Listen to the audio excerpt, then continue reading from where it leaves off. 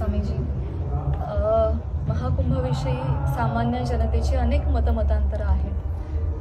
याबद्दल महाकुंभविषयी आणि महाकुंभ यावेळेस प्रयागराजमध्ये होते, 144 वर्षांनी होत आहे, याबद्दल तुमचं काय मत आहे? सर्वात महत्त्वाची गोष्ट ही आहे की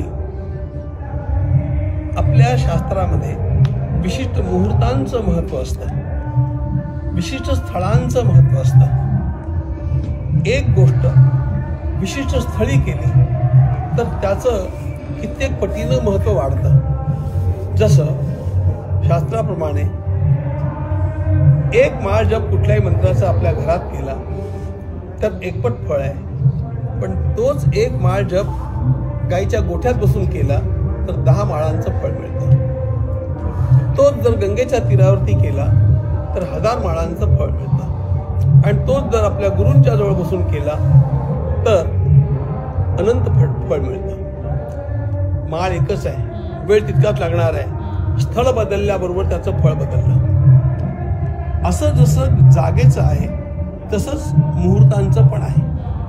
या कुंभांच्या वेळेला जे मुहूर्त येतात त्या मुहूर्तांच्या मध्ये विशिष्ट प्रकारचा एक प्रभाव त्या जलामध्ये निर्माण झालेला असतो.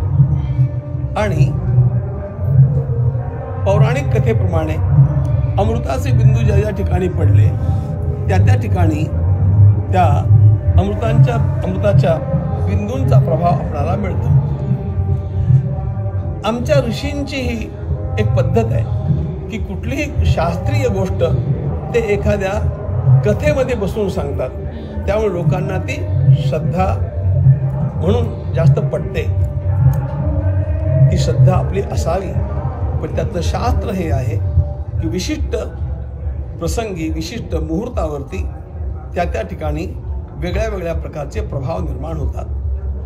तुम्हाला उदाहरण म्हणून सांगतो, दूध आपण रोजच पितो, पण कोजागिरीच्या रात्री चंद्राखाली दूध ठेवून नंतर त्या दुधाचं देवाला नैवेद्य करून प्राशन करणं याचं वेगळं महत्त्व आहे.